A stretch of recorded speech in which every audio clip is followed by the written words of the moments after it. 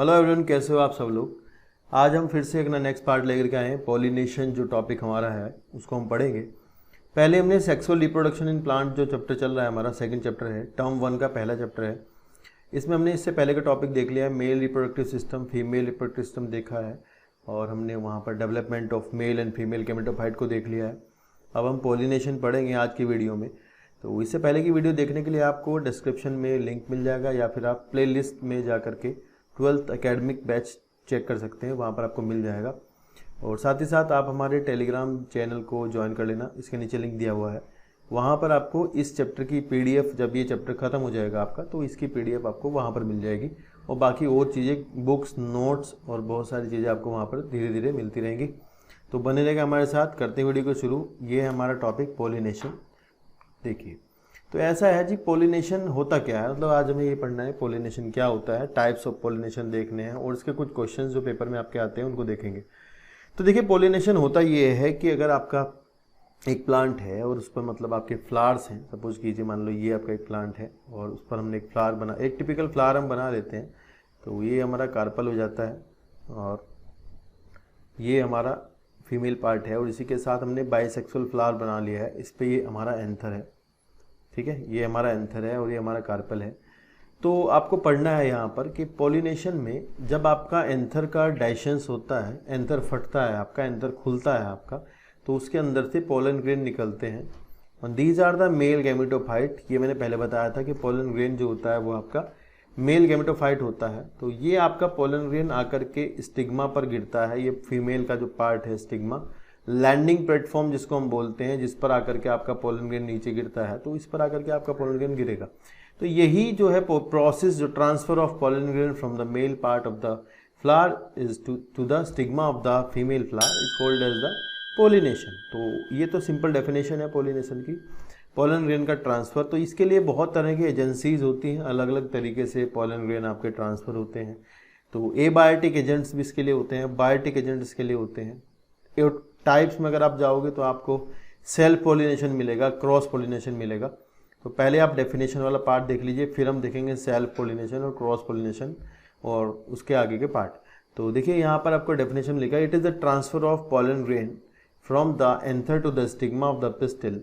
ये आपका क्या कहलाता है, पिस्टिल तक पहुँचने का तरीका है, transfer of the pollen grain from the anther to the stigma of the pistil and some external agent help in the plant of the pollen grain. तो पॉलिनेशन, तो ध्यान रखना, उनको आप पोलन एजेंसीज बोलते हो, जो आपके ट्रांसफर करने में काम आते हैं, उनको हम पोलन एजेंसीज बोलते हैं।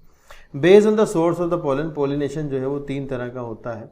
एक तो आपका ऑटोगैमी है, दूसरा आपका जिटोनोगैमी है, तीसरा आपका जीनोगैमी है। तो पहले सबसे आप ऑटोगैमी देखोगे।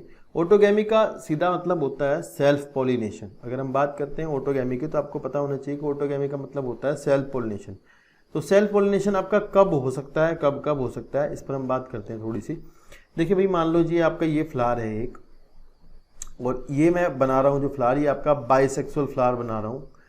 तो पहली बात तो कंडीशन यहाँ पर सीधा सीधा ये हो जाती है कि फ्लावर जो है सेल्फ पॉलिनेशन के लिए बाइसेक्सुअल होना चाहिए। तो ये तो कॉमन सेंस की बात हो जाएगी, बाइसेक्सुअल फ्लावर होगा तो आपका सेल्फ पॉलिनेशन होगा, अदरवाइज नहीं होगा। फिर उसमें भी आपकी कुछ कंडीशंस हैं। अगर मान लीजिए ये आपका एंथर है और ये आपका जो है फीमेल पार्ट है, इसके अंदर आपका ओव्यूल होगा। यहाँ पर पीछे हमने पढ़ा था कि ओव्यूल के अंदर आपका फीमेल गैमेटोफाइट का डेवलपमेंट हो गया था, जिसको अपन क्या कहते हैं, एम्ब्रियोसेक कहते हैं। तो एम्ब्रियोसेक के अंदर आपका क्या होगा, एग होगा और हमें एग का जो है वो मेल गैमेट के साथ फ्यूजन कराना है इन फ्यूचर में। तो अभी उसके लिए पहले पॉलिनेशन हो रहा है, मेल गैमेटोफाइट का ट्रांसफर हो रहा है। तो इसमें देखेंगे एक बाइसेक्सुअल फ्लावर है आपका, इसमें से आपका एंथर के अंदर से पोलन ग्रेन निकलेगा और वो आपका यहाँ स्टिग्मा के ऊपर गिर जाएगा। तो इसमें एक खास चीज़ है कि बाइसेक्सुअल फ्लावर में आपका जब अंदर ये एग बन जाए और स्टिग्मा में रिसेप्टिविटी आ जाए, स्टिग्मा आपका रिसेप्टिव हो जाए, तभी अगर उसी टाइम पर आपका पोलन ग्रेन गिरता है तो उसका पॉलिनेशन, मतलब उसका जर्मिनेशन होगा और पोलन ट्यूब बनेगी।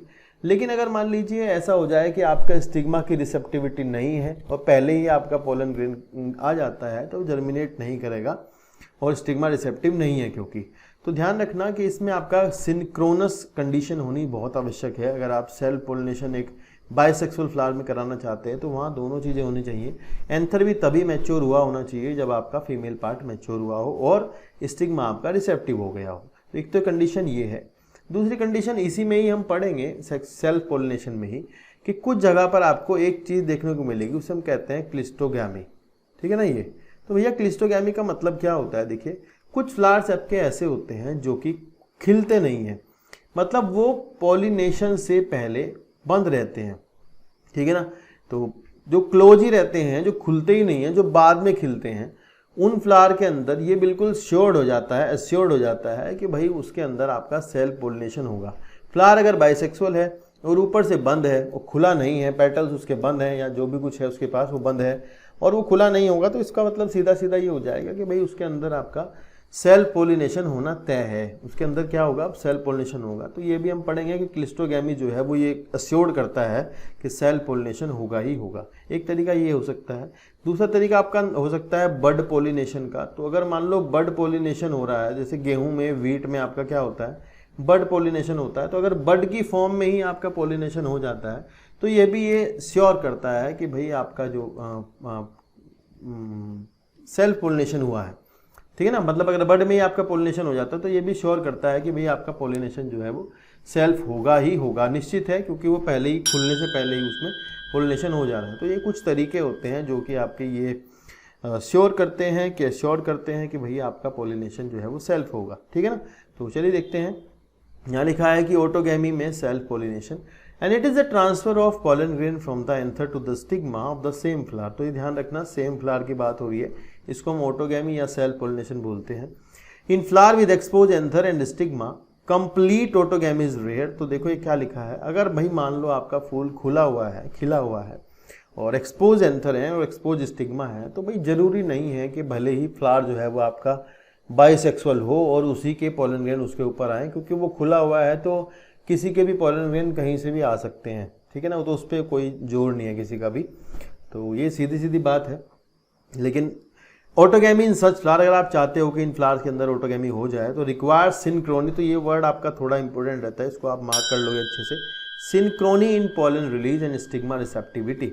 Also anthers and stigma should lie close to each other. ऐसा भी होना चाहिए कि भाई एंथर और जो स्टिग्मा है उनकी डिस्टेंस जो है वो बहुत दूर ना हो। भले ही फ्लावर में मान लो आपका बाइसेक्सुअल है, तो फ्लावर बाइसेक्सुअल है और एंथर जो है वो पता नहीं कहाँ है, बहुत दूर है और स्टाइल जो है वो खूब लंबी है, तो वहाँ भी आपका बाइसेक्सुअल तो होगा फ्लावर, लेकिन सेल्फ पोलिनेशन नहीं होगा। तो ये कह रहे हैं कि भाई दोनों जो हैं एक दूसरे के करीब होने चाहिए अगर आप चाहते हो कि सेल्फ पोलिनेशन हो जाए। ठीक है ना। बराबर में एक डायग्राम देख रहे हो आपको, यहाँ पर आपको दो नाम लिखे हुए दिख रहे हैं, एक तो चैस्मोगैमस फ्लावर और एक आपका क्लिस्टोगैमस फ्लावर। तो ये क्लिस्टोगैमस फ्लावर जो होते हैं जो do not open at all, मतलब खुलते नहीं हैं, क्लोज रहते हैं, और जो चैस्मोगैमस फ्लावर्स होते हैं वो आपके खिलने वाले फ्लावर होते हैं। तो खुलने वाले फ्लावर में तो चांस हो जाएगा कि भाई मान लो सेल्फ होगा या नहीं होगा, लेकिन जो क्लिस्टोगैमस है उनमें तो बात श्योर है कि भाई उनमें सेल्फ पोलिनेशन ही होगा। ठीक है ना। चलिए आगे चलते हैं। यहाँ लिखा है फिर से कि plant like viola, common pansy, oxalis and commelina. तो भैया देखो इन तीनों नामों को आपको बार बार याद करना है। अगर आप एनसीईआरटी में देखोगे तो वहीं पर मिलेंगे और इसके जो नोट्स पढ़ोगे आपको टेलीग्राम पर मिल जाएंगे यही वाले नोट्स। तो ये तीनों नाम आपको याद रखने हैं, viola, common pansy, oxalis, commelina. तो ये तीनों जो आपके प्लांट होते हैं ये ऐसे प्लांट हैं आपके जिनमें कि आपको दो तरह के फ्लावर देखने को मिलते हैं। ठीक, एक तो चैस्मोगैमस फ्लावर इनमें देखने को मिलते हैं, दूसरे आपको इनमें क्लिस्टोगैमस फ्लावर देखने को मिलते हैं। ठीक है ना। तो भाई जो इनके क्लिस्टोगैमस फ्लावर होते हैं उनके बारे में बात करेंगे, चैस्मोगैमस के बारे में बात करेंगे।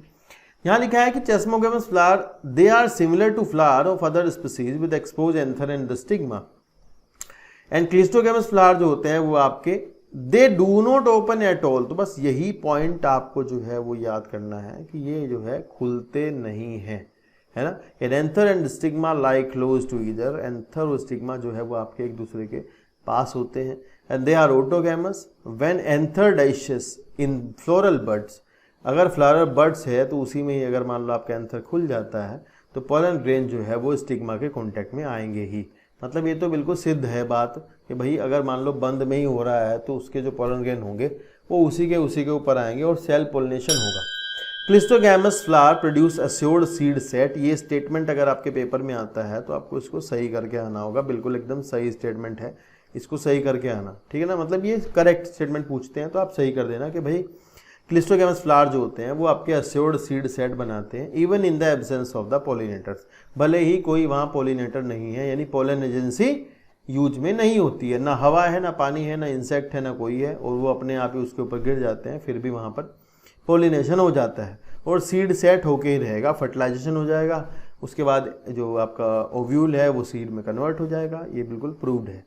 लेकिन एक पॉइंट है, यहाँ से आपको पूछते हैं कि भाई इसकी डिसएडवांटेज बताइए। आपसे पूछा जाएगा कि क्लिस्टोगैमी जो है उसकी डिसएडवांटेज क्या हो सकती है, तो आपको बताना है कि क्लिस्टोगैमी की डिसएडवांटेज ये है कि क्लिस्टोगैमी से अगर बार बार अगर आप सेल्फ पॉलिनेशन कराते रहे, मान लो बार बार सेल्फ पॉलिनेशन होता रहा, तो प्रॉब्लम ये हो जाएगी कि भाई आपका सेल्फ पॉलिनेशन की वजह से इनब्रीडिंग डिप्रेशन आ जाता है, वो क्योंकि हाइब्रिड विगर्स नहीं बनेंगे, हाइब्रिड नहीं बनेंगे और वो पेरेंटल कॉम्बिनेशन बार बार आते रहेंगे, तो जो इन्वायरमेंट होगा वो उसमें अडेप्ट नहीं कर पाएंगे और सीधी सीधी बात है कि इवोल्यूशन नहीं होगा। तो सीधी बात यही है कि इवोल्यूशन रुक जाएगा। तो ये पॉइंट आपको याद रखना है। अगर क्लिस्टोगैमी की डिसएडवांटेज पूछी जाती है तो आपको यही लिखना होता है कि the cleistogamy lead to the inbreeding depression. Next है जी जिटोनोगैमी। अब जिटोनोगैमी को आपको जरा सा समझना है क्योंकि ये इंपॉर्टेंट है। भाई मान लीजिए ये एक आपका फ्लावर है, प्लांट है, मैं इसको मेज का प्लांट मैं बना देता हूँ मान लो।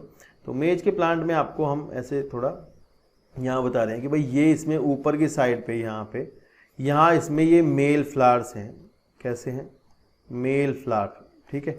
और यहाँ पर जगह जगह पर इस पे क्या है आपके फीमेल फ्लावर्स हैं, ठीक है, इस तरह से, ठीक है। कॉर्न कॉब्स होती हैं, उनमें आपके बहुत सारे फीमेल फ्लावर होते हैं और ये इनकी स्टाइल स्टिग्मा है। तो आप पहली बात तो आपको एक बात ध्यान रखनी होगी, हमेशा के लिए आप अपने दिमाग में डाल लोगे एक बात कि अगर किसी प्लांट के अंदर एक ही प्लांट है और उस एक ही प्लांट के अंदर आपके मेल फ्लावर और फीमेल फ्लावर दोनों अलग अलग होते हैं, मतलब यूनिसेक्सुअल फ्लावर होंगे। कैसे फ्लावर होंगे? यूनिसेक्सुअल। यूनिसेक्सुअल का मतलब है कि एक ही सेक्स, मतलब मेल या फीमेल, और प्लांट आपका एक ही होगा। तो प्लांट आपका एक ही होगा तो ऐसे केस में आप इसे मोनोइशियस कंडीशन बोलोगे। तो आपको एक तो ये गलती नहीं करनी, मोनोइशियस मतलब बाइसेक्सुअल नहीं करना प्लांट के केस में। बाइसेक्सुअल जो है वो फ्लावर है, वो मोनोइशियस जो है वो प्लांट है। मोनोइशियस प्लांट में यूनिसेक्सुअल फ्लावर होते हैं, मोनोइशियस प्लांट में यूनिसेक्सुअल फ्लावर होते हैं, ये बात आप ध्यान रखोगे। मोनोइशियस प्लांट में यूनिसेक्सुअल फ्लावर्स होते हैं। और उसमें अगर मान लो, अब इसमें आप देखो कि भाई अगर मान लो दीज आर द टेसल्स, इनको आप टेसल्स बोलते हो, मेल जो है आपका टेसल्स, इसके लिए एक वर्ड है। यहाँ से आपका मान लो जो पोलन ग्रेन आता है वो यहाँ पर इसके ऊपर आ जाता है, ठीक है। यहाँ पर आ सकता है, कोई इसमें वो तो है नहीं कि भाई नहीं आएगा, तो आ सकता है, नीचे वाले पे भी आ सकता है, और ऐसा भी हो सकता है किसी दूसरे प्लांट से यहाँ आ जाए इसके ऊपर, ठीक है ना, ये भी हो सकता है। तो अब आपको ध्यान रखना है, अगर मान लो पॉलिनेशन के टाइम पर मेल फ्लावर से पोलन ग्रेन उसी प्लांट के फीमेल फ्लावर पर पहुंचते हैं तो इसको जिटोनोगैमी बोलते हैं, ठीक है, ये ध्यान रखना है। जिटोनोगैमी का मतलब है सेम प्लांट, अगर आपको बस यही पॉइंट आपको दिमाग में डालना है, same plant, same plant, plant आपका सेम रहेगा और उसी प्लांट के किसी दूसरे फ्लावर से, अगर उसी प्लांट के किसी दूसरे फ्लावर पर पॉलिनेशन होता है तो वो जिटोनोगैमी है। ऐसा आपका मोनोइशियस प्लांट में हो सकता है। अगर आपको कोई पूछे कि मोनोइशियस में जिटोनोगैमी हो सकती है तो आप बोलोगे यस। अगर आपको कोई पूछे मोनोइशियस में आपकी ऑटोगैमी हो सकती है तो आप बोलोगे नहीं, ऑटोगैमी नहीं हो सकती। देखिए जी, क्रॉस पोलिनेशन हो सकता है, कहीं और से आ सकता है। और ये एक प्लांट आपका ये है कि जिसके ऊपर यहाँ पर बाइसेक्सुअल फ्लावर लगे हुए हैं, यहाँ भी आपका बाइसेक्सुअल फ्लावर है। तो इस प्लांट में ऐसा हो सकता है सेल्फ पोलिनेशन भी हो सकता है, क्रॉस भी हो सकता है, कहीं और से भी आ सकता है, इसका खुद का भी आ सकता है, और इसी प्लांट का इसके ऊपर भी आ सकता है। तो यहाँ जिटोनोगैमी भी हो सकती है, क्रॉस पोलिनेशन भी हो सकता है और सेल्फ भी हो सकता है। तो बस ध्यान रखना है, जिटोनोगैमी में आपको एक ही पॉइंट दिमाग में रखना है कि अगर जिटोनोगैमी है तो भैया आपका प्लांट जो है वही रहेगा एक ही, और उसके ऊपर जो दो फ्लावर है मान लो, तो एक फ्लावर के पोलन ग्रेन दूसरे फ्लावर पर चले जाएंगे। बस इतनी बात आपको याद रखनी है, ठीक है ना। चलिए आगे देखते हैं। यहाँ लिखा है कि it is the transfer of pollen grains from the anther to the stigma of the another flower of the same plant। तो मेन पॉइंट जो है वो यही है, another flower of the same plant and it is functionally cross pollination involving a pollinating agent but it is genetically similar to the autogamy since the pollen grain come from the same plant। अब आप बात को समझो। देखिए ऐसा है कि जिटोनोगैमी में हुआ ये है, अभी मान लो यहाँ से यहाँ आ जाए तो ये जिटोनोगैमी है, इधर भी देख सकते हो, यहाँ भी हो सकता है ना, ऐसे इधर से यहाँ आ जाए तो जिटोनोगैमी होगा। तो इसमें एक पॉइंट आपको ध्यान रखना है कि अगर जिटोनोगैमी है तो इसमें इस पॉलन ग्रेन को यहां तक लाने के लिए एयर की आवश्यकता हुई होगी या किसी इंसेक्ट की आवश्यकता हुई होगी। तो ये तो आपके इकोलॉजिकल एंटाइटीज हुई। तो अगर पॉलिनेशन में किसी इकोलॉजिकल एंटिटी का रोल है, अगर मान लीजिए एयर का यूज हुआ है, तो आप इसको जिटोनोगैमी को इकोलॉजिकली तो आप इसको क्रॉस पॉलिनेशन बोलोगे, इकोलॉजिकली क्या बोलोगे, क्रॉस पॉलिनेशन बोलोगे। और जेनेटिकली क्योंकि प्लांट सेम है, they both flower have the same genetic constitution, then we can say they are it's a autogamy और इट्स अ सेल्फ पॉलिनेशन। ठीक है ना जी। तो ये पॉइंट आपको ध्यान रखना है क्योंकि पॉलिनेटिंग एजेंट का यूज हुआ हो सकता है, तो ये इकोलॉजिकली क्रॉस है पर जेनेटिकली आपका ऑटोगैमी है। Next in the last is xenogamy. Xenogamy मतलब एक्स मतलब क्रॉस, आपको ध्यान रखना होगा। तो ये सीधा सीधा है कि transfer of pollen grain from pollen grain of the another from the another stigma anther to the stigma of the different plant. तो मतलब सीधा बात है कि अगर प्लांट जो है वो अलग अलग है, डिफरेंट प्लांट है और उनके बीच में पॉलिनेशन हुआ है तो वो आपका क्रॉस पॉलिनेशन होगा। इसमें आपको ध्यान रखना है हमेशा ही इसमें जेनेटिकली डिफरेंट पोलन ग्रेन आएंगे, जबकि आपका जो जिटोनोगैमी है उसमें आपके जेनेटिकली डिफरेंट पोलन ग्रेन हमेशा नहीं आएंगे, वहाँ पर आपके जेनेटिकली सेम पोलन ग्रेन आएंगे। मतलब एक ही प्लांट के गिरेंगे तो वो जेनेटिकली सेम कॉन्स्टिट्यूशन के होते हैं।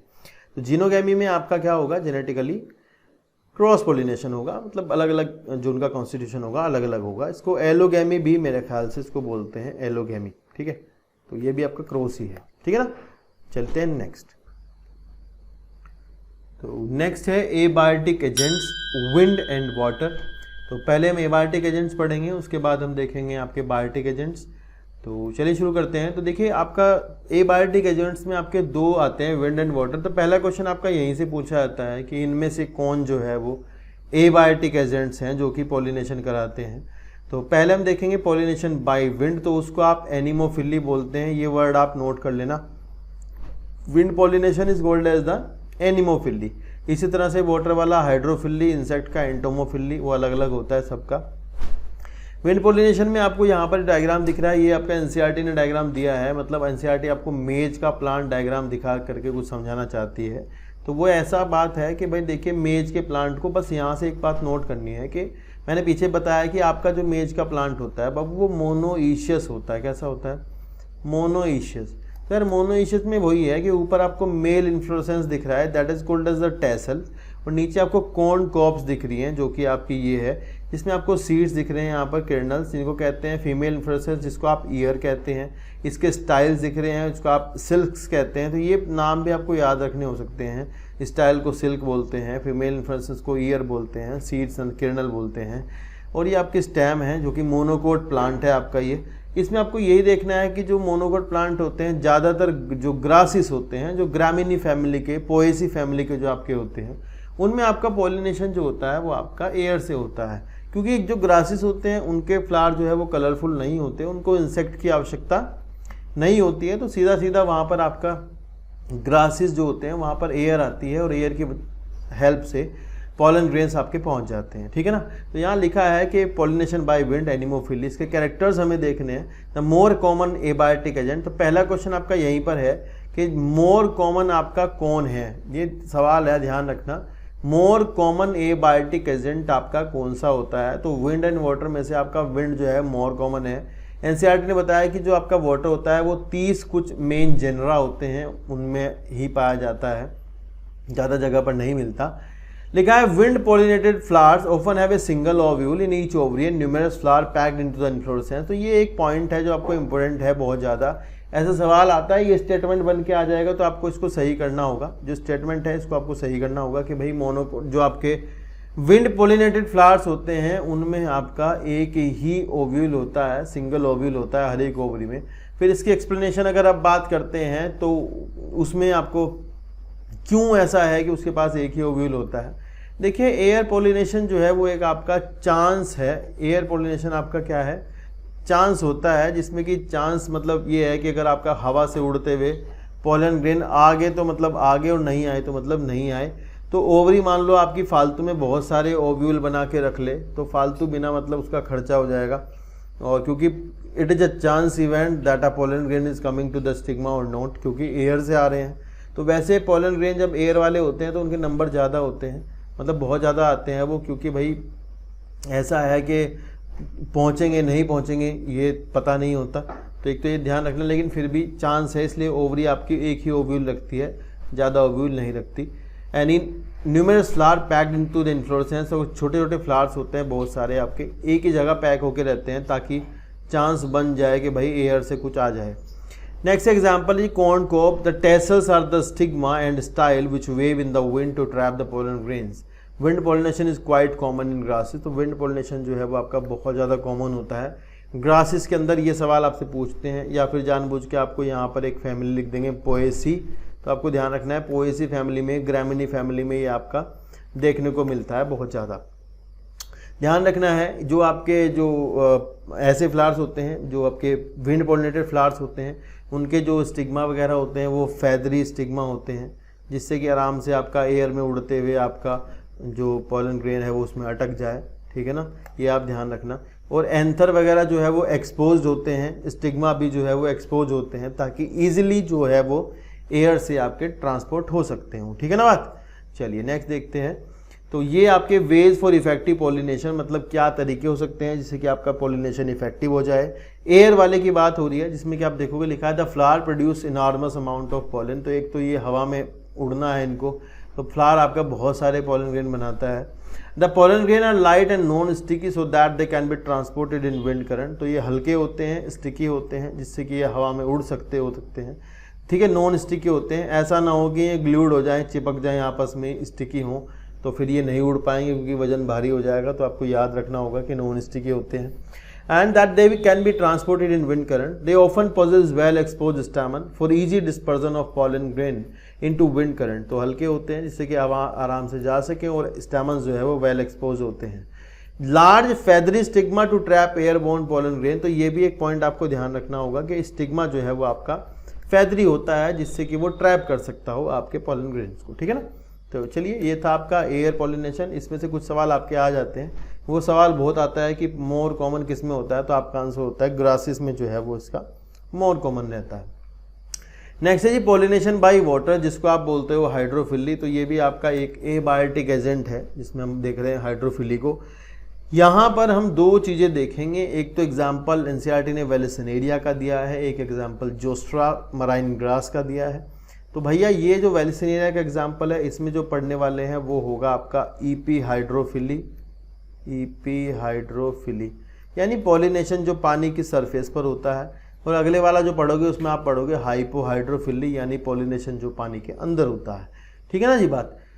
तो देखिए ऐसा है, यहाँ पर आपको डायग्राम दिखाई दे रहा है। वेलिसिनेरिया जो है ये एक प्लांट है, इसमें आपको दिख रहा है कि दो चीज़ें होती हैं कि मेल फ्लावर है आपके, फीमेल फ्लावर्स होते हैं। इसमें देखो आप जो फीमेल फ्लावर होता है, पॉलिनेशन से पहले फीमेल फ्लावर आपका उसकी जो स्टॉक होती है वो उसको सरफेस पर ले जाती है, ऊपर पानी की सरफेस पर आपका जो फीमेल फ्लावर है वो चला जाता है, बाहर निकल जाता है, एक्वाटिक सरफेस के बाहर आता है।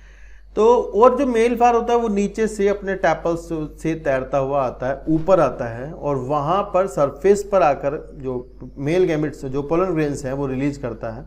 और बाय चांस ऐसा होता है कि जो पोलन ग्रेन्स होते हैं वो फीमेल के स्टिग्मा के कांटेक्ट में आ जाते हैं और वहाँ फर्टिलाइजेशन पॉलिनेशन हो जाता है।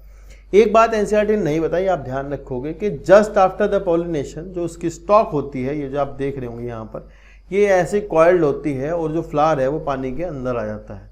मतलब after pollination the flower will get inside, मतलब अंदर आ जाएगा पानी के और वहाँ पर आकर के फर्टिलाइजेशन होगा। तो ध्यान रखना फर्टिलाइजेशन जो है वो पानी के अंदर होगा और जो पॉलिनेशन है वो सरफेस पर हुआ है। तो ये दो बातें इंपॉर्टेंट है, इसको प्लीज़ यार ध्यान रखना।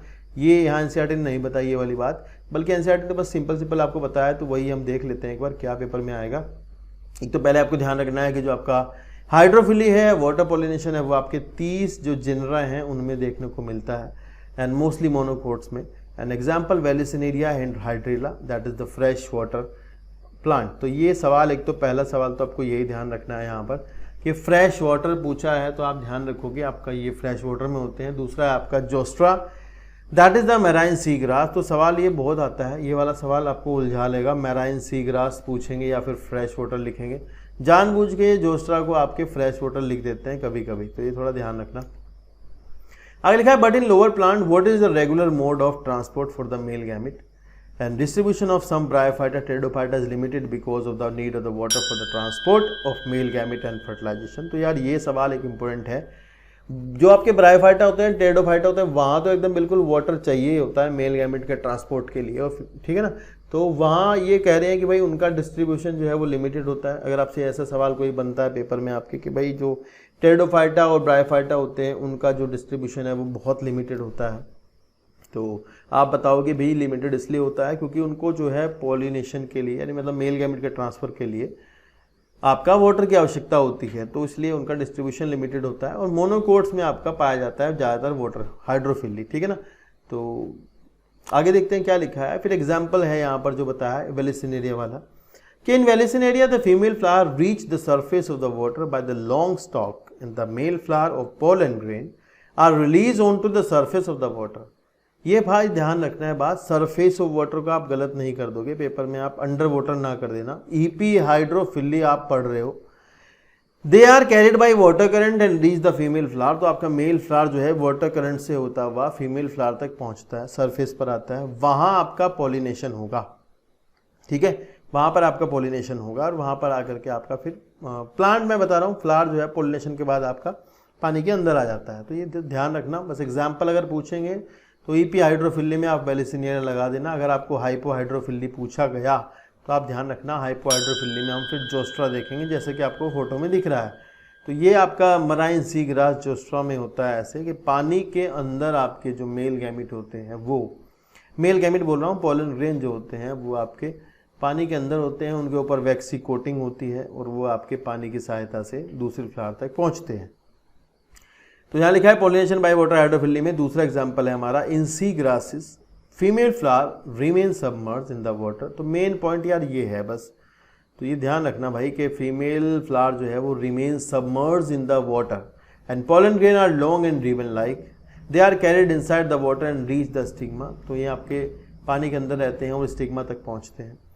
The pollen grain of most of the water pollinated species have a mucilaginous covering to protect the wetting. तो ये पॉइंट आपको ध्यान रखना है। यहाँ से एक सवाल आता है, ध्यान रखना, एग्जाइन जो है वो यहाँ पर एब्सेंट होती है और उसके बाहर आपको जो है एक कवरिंग मिलती है जो कि म्यूसिलिएजिनियस कवरिंग होती है, जो उसको पानी में खराब होने से बचाती है। तो ये ध्यान रखना, the pollen grain of most of the water pollinated species have a mucilaginous covering to protect from wetting. तो ये ध्यान रखना, एग्जाइन नहीं होती। Not all aquatic plant use hydrophily in most of the aquatic plant water hyacinth, water lily, इस दोनों को mark कर लेना। यार ये पानी के ऊपर होते हैं तो इसमें आपका इंसेक्ट पॉलिनेशन, विंड पॉलिनेशन हो सकता है। तो ये कह रहे पानी में पाए जाने वाले सभी प्लांट में आपका वाटर पॉलिनेशन होगा, ऐसा ज़रूरी नहीं है। जैसे लोटस है, कमल का फूल है, उसमें भी नहीं होता। नीलम्बो न्यूसीफेरा उसको बोलते हैं, उसमें। वाटर लिली को निम्फिया बोलते हैं, इसमें। वाटर हायसिंथ इकोर्निया, इसमें। तो इनमें आपका पॉलिनेशन जो है वो इंसेक्ट या विंड की सहायता से होता है। तो लिखा the flower emerge above the level of the water for entomophily और एनोमोफिली। तो भैया एंटोमोफिली मतलब इंसेक्ट पॉलिनेशन हो सकता है या फिर एयर पॉलिनेशन हो सकता है, इसको आप ध्यान रखोगे। Wind and water pollinated flower are not very colourful and do not produce nectar. तो यार इनको तो क्या ही जरूरत पड़ी है नेक्टर बनाने की और इनको खुशबू बनाने की और सुंदर दिखने की, क्योंकि इनको इंसेक्ट को अट्रैक्ट नहीं करना है। तो इनके साथ तो ये वाली प्रॉब्लम है नहीं, ठीक है ना। तो ये है आपका जो एबायोटिक एजेंट्स थे। इसके बाद आप देखोगे जो बायोटिक एजेंट्स है उसके बारे में थोड़ा देखोगे और हम फिर पढ़ेंगे क्रॉस पॉलिनेशन डिवाइसेस, यानी कौन से तरीके जो हैं वो क्रॉस पॉलिनेशन को प्रमोट करते हैं, ठीक है जी। चलिए, तो नेक्स्ट है हमारा बायोटिक एजेंट्स यानी एनिमल्स, ठीक है ना। तो एनिमोफिली एनिमल्स से अगर आपका पॉलिनेशन होता है तो आप उसको जूफिली बोलते हो। ये भी कभी कभी आ जाता है, जूफिली क्या है, एनिमल पॉलिनेशन है। And majority of flowering plant use animal as pollinating agent. ये स्टेटमेंट है जो पेपर में आपके आता है कि ज़्यादातर जो मेजॉरिटी ऑफ फ्लावरिंग प्लांट होते हैं वो पॉलिनेटिंग एजेंट की तरह बीज को, बटरफ्लाइज को, फ्लाइज को, बीटल को, वास्प को, एंट को, मोथ को, बर्ड को, sunbird, humming bird, bat, primate, lemur, arboreal, tree dwelling rodent, reptile, जेको लिजार्ड, गार्डन लिजार्ड, इनको यूज करते होते हैं। तो ये एनसीईआरटी ने आपको डायरेक्ट इतने सारे एग्जाम्पल बस दिए हैं, ऐसा कुछ स्पेशली कुछ बताया नहीं है कौन में किस में क्या है। कुछ पेपर्स होते हैं उनमें जैसे पूछ लेते हैं कि बैट पॉलिनेशन को क्या कहते हैं, तो उसको क्रेप्टेरोफिली कहते हैं। जैसे पूछते हैं कि आपका बर्ड पॉलिनेशन को क्या कहते हैं, तो उसको ऑर्निथोफिली कहते हैं, ठीक है ना। जैसे आपका एंट्स का पूछते हैं उसको मिर्मैकोफिली कहते हैं। तो इस तरह के सवाल आते हैं। अभी एनसीईआरटी ने नहीं दिया है, बोर्ड के पेपर में नहीं आएगा, नीट में भी नहीं आता है, ठीक है ना। नीट में भी नहीं आता है, ऐसा नहीं है कि नीट में आता है, तो बोर्ड में तो बिल्कुल नहीं आएगा, नीट में तो मतलब 1% हो सकता है आ जाए, ठीक है ना। एक बात मैं बता दूं आपको, अगर आप ये वीडियो देख रहे होंगे तो भैया ऐसा है कि आप जो है बने रहेगा साथ में लगातार। हम टर्म 1 तक पूरा सिलेबस जेनेटिक्स तक का कवर कर लेंगे, और साथ ही साथ आपको जो है इस एनसीईआरटी का जो वीडियो होगा डायरेक्ट, वो आपको डिस्क्रिप्शन में लिंक मिलेगा, आप उसको भी जाकर के देख सकते हैं। प्ले लिस्ट में आपको पूरा एकदम एनसीईआरटी पढ़ाया गया है, वहाँ पर जाकर के देख सकते हैं आपको। साथ ही साथ धीरे धीरे कुछ कॉन्सेप्चुअल वीडियोज़ भी आपको लगातार आएंगी जैसे जैसे मैं काम करना करूँगा। मतलब आप लोगों का सपोर्ट मिलेगा तो मुझे अच्छा लगेगा। मैं बहुत काम करने के लिए तैयार बैठा हूँ, थोड़ा थोड़ा सपोर्ट आता है तो अच्छा लगता है, तो सब्सक्राइब वगैरह करते रहना, ठीक है। Thank you so much. आगे चलते हैं। पॉलिनेशन बाय इंसेक्ट यानी कि एंटोमोफिली, तो ये एक वर्ड तो यही ध्यान रखना है, इंसेक्ट मतलब एंटोमोफिली जो है वो इंसेक्ट से होता है। पर्टिकुलरली बीज इज मोर कॉमन, तो ये सवाल यहाँ से बनता है कि भाई उसमें भी आपका जो बीज है वो बहुत ज़्यादा कॉमन होती हैं, मतलब मोर कॉमन होती हैं एंटोमोफिली में भी। And often flower of animal pointed flower plant are specially adapted for particular species for animal. तो ये कह रहे हैं कि प्राय ऐसा होता है कि जिस प्लांट को जो पॉलिनेटिंग एजेंट पॉलिनेशन कराता है उसी को वही कराता है। मतलब ये कह रहे हैं उन दोनों में ऐसी एडेप्टेशंस होती हैं कि भाई तू मेरा ही कराएगा पॉलिनेशन और मैं तेरे पे डिपेंड हूँ। तो वो ऐसा सीन है उन दोनों का, ऐसा रहता है, ज़्यादातर जगह पर ऐसे देखने को मिलता होता है। तो जैसे आप डायग्राम में देख रहे होंगे कि पॉलन ग्रेन्स हैं, ये बी जो है ये आई थी, ये इसके ऊपर स्टिक कर जाते हैं और फिर बी जो है वो पॉलन ग्रेन को लेकर के दूसरे फ्लावर पर जाती है, और ये क्रॉस पॉलिनेशन एक तरह का शो हुआ है, ठीक है ना। चलिए नेक्स्ट देखते हैं। नेक्स्ट है जी जो आपके इंसेक्ट पॉलिनेटेड फ्लावर्स होते हैं उनके क्या कैरेक्टरिस्टिक फीचर्स होते हैं, उनमें ऐसा क्या होना चाहिए, उनमें क्या क्या होना चाहिए जो कि उसको मोर एडेप्टेड बनाता है इस बात के लिए कि पॉलिनेशन हो जाए। तो large colourful fragrant and rich in nectar and pollen grains are the floral reward for pollination. तो भैया देखिए ऐसा है, लार्ज फ्लावर होना चाहिए ताकि इंसेक्ट को दिखे, छोटे फ्लावर हों तो पैक्ड हों, बहुत सारे एक जगह ही होने चाहिए, गुच्छा बना के रखें, कलरफुल होने चाहिए ताकि उनको इजीली दिख सकते हों, फ्रेग्रेंट हों, खुशबू देते हों, नेक्टर उनके अंदर ज़्यादा हो, ठीक है ना। तो ये सामान मतलब ये 4 चीज़ें उनके पास होनी चाहिए फ्लावर्स के पास जिनको इंसेक्ट पॉलिनेशन करवाना है। Nectar and the pollen grain are the floral reward. देखिए ऐसा है कि इंसेक्ट आपका जो है वो बेचारा बार बार पॉलन ग्रेन लेकर के आता है, तो उसकी नौकरी तो है नहीं कि वो आएगा, तो उसको बदले में प्लांट कुछ खाने पीने का सामान देता है। जैसे कि आपका उसको खाने के लिए पॉलन ग्रेन देगा, उसको खाने के लिए नेक्टर देगा, तो 2 चीज़ें देता है। तो ये सवाल है कि आपका ये फ्लोरल रिवार्ड है। और भी तरह के फ्लोरल रिवार्ड हो सकते हैं, ऐसा नहीं है कि केवल यही आपका एक फ्लोरल रिवार्ड है, और भी तरह के हो सकते हैं। जैसे कि मान लो आपका स्यूडो कॉपुलेशन है, वो आप इकोलॉजी में जाके मैं बताऊंगा, वो भी एक तरह का फ्लोरल रिवार्ड होता है। लिखा है fan the flower are the small and they form inflorescence to make them visible. अगर छोटे हैं तो वो एक जगह इन्फ्लोरेसेंस बनाएं ऐसे ताकि वो इजीली विजिबल हो सकते हों।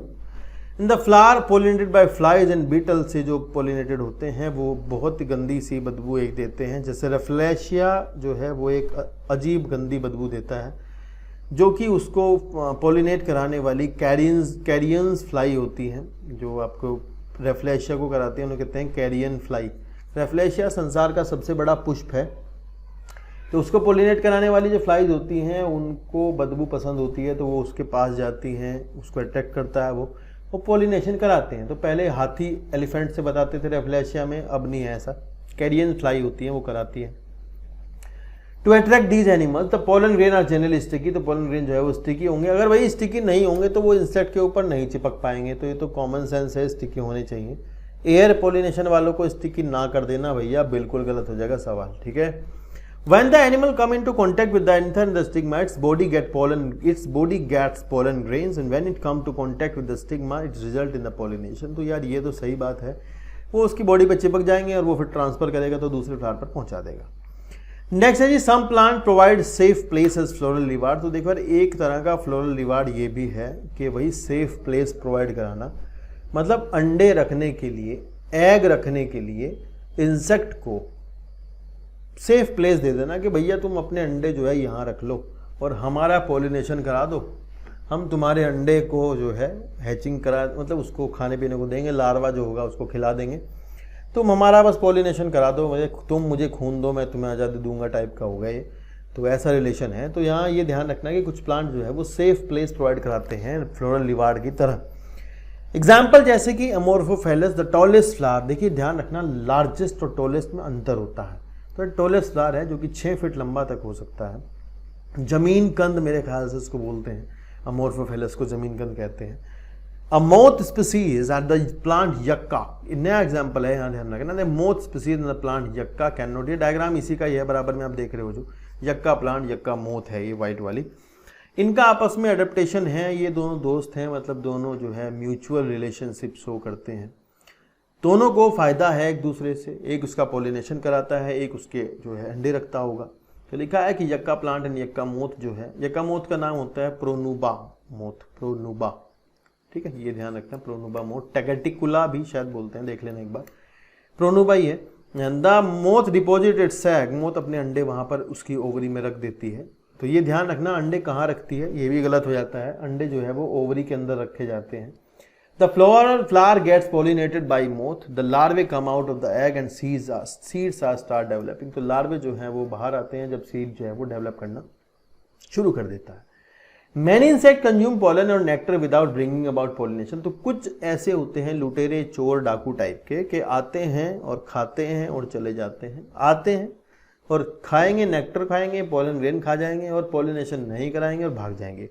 तो दे आर पोलन रॉबर्स, उनको हम बोलते हैं पोलन रॉबर्स। चीटर्स भी बोलते हैं, पोलन रॉबर्स भी बोलते हैं। तो ये ध्यान रखना भैया, ये पूछा जाता है कि ये कौन होते हैं। तो ये वो होते हैं जो पॉलिनेशन नहीं कराते, बस आते हैं और जाते हैं।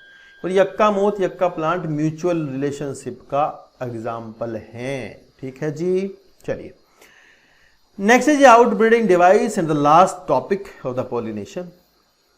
आउटब्रीडिंग डिवाइसेस का मतलब ये है कि क्रॉस पॉलिनेशन क्यों, क्रॉस पॉलिनेशन कब, क्या तरीके हैं जो क्रॉस पॉलिनेशन को प्रमोट करते हैं, ऐसा क्या है जिससे कि क्रॉस पॉलिनेशन होता है।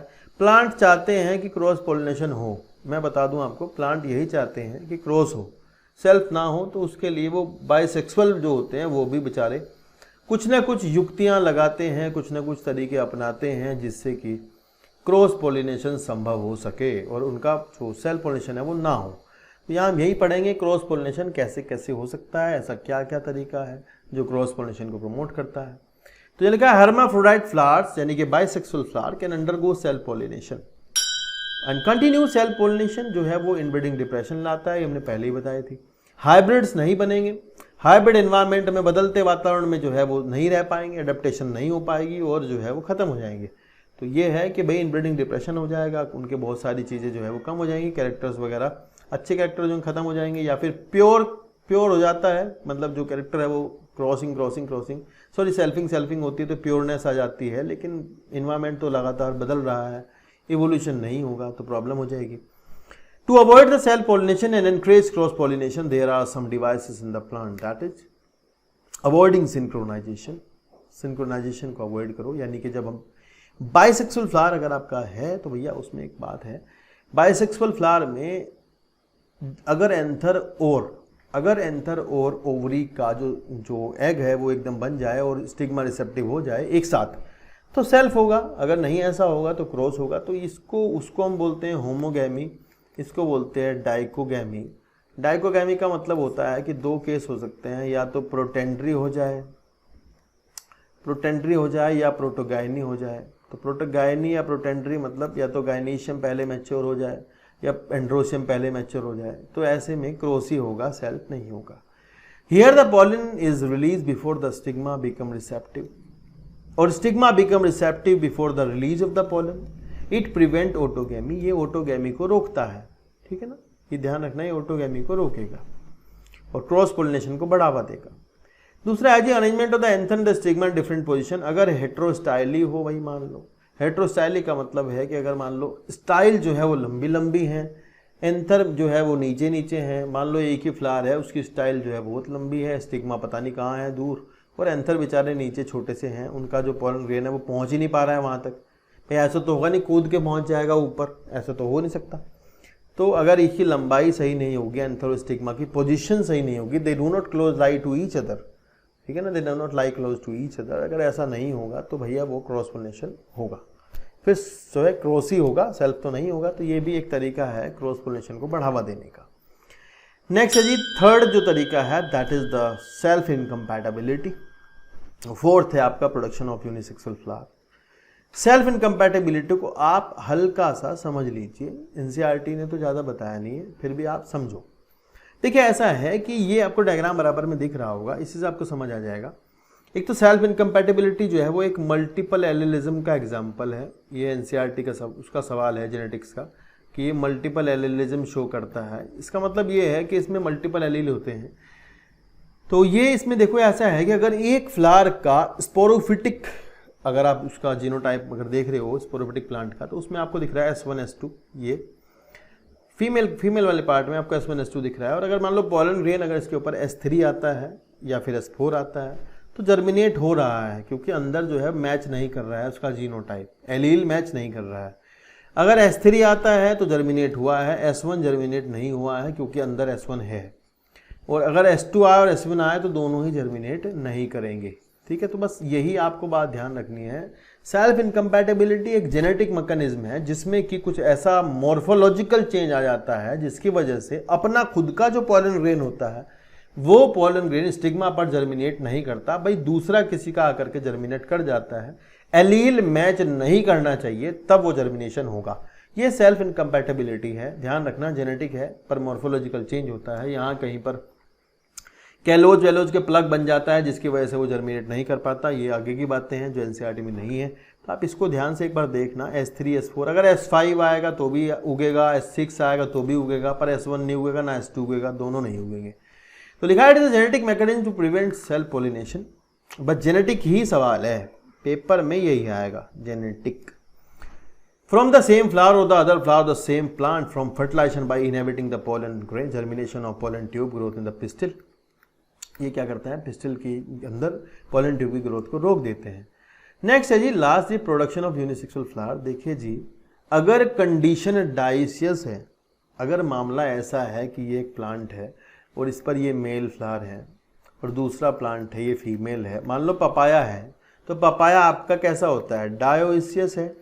डाइसियस मतलब मेल अलग फीमेल अलग, तो इसमें तो क्रॉस ही होगा, इसमें तो कुछ हो ही नहीं सकता ना। तो कंडीशन अगर आपकी डाइसियस है तो क्रॉस पोलिनेशन ही होगा, सेल्फ नहीं होगा, ठीक है जी। देखिए यहां लिखा है if male and female flower are present on the same plant that is monoecious, यानी कैस्टर एंड मेज। तो ये हमने पीछे देखा था अभी आपका। इट प्रिवेंट ऑटोगैमी, तो हमने बताया था मोनोइशियस कंडीशन है, एक ही प्लांट पर दोनों चीजें हैं पर अलग अलग हैं, यूनिसेक्सुअल फ्लावर हैं, पर ये ऑटोगैमी को तो रोकता है, जिटोनोगैमी को प्रमोट करता है और क्रॉस पोलिनेशन को भी प्रमोट करेगा। क्रॉस पोलिनेशन भी हो सकता है मोनोइशियस कंडीशन में और आपका ऑटोगैमी नहीं होगा, जिटोनोगैमी भी हो सकता है, क्योंकि जिटोनोगैमी तो होना मतलब सेम प्लांट पर मेल से फीमेल तो आ ही जाएगा। In dioecious plant example papaya, male and female flower present on the different plant यानी dioecy, this prevent both autogamy and geitonogamy. तो यार इसमें मतलब जो आपने अभी देखा जिसमें कि पपाया वाले में मेल और अलग है फीमेल अलग है, तो जिटोनोगैमी तो होगी नहीं यहाँ, ना यहाँ सेल्फ हो सकता तो ना यहाँ केवल क्रॉस हो सकता है। तो ये कह रहे हैं कि भाई अगर मान लो पपाया है तो उसमें ना तो होगी ऑटोगैमी ना होगा जिटोनोगैमी, लेकिन मोनोइशियस कंडीशन में ऑटोगैमी नहीं होगी, जिटोनोगैमी होगी, क्रॉस पोलिनेशन होगा, ठीक है ना। तो ये एनसीईआरटी में आपका पोलिनेशन के बारे में दिया गया था, इतना टॉपिक यहाँ तक था। इसके बाहर आपको नहीं पढ़ना है, ना ही इसके बाहर आपके पेपर में आएगा।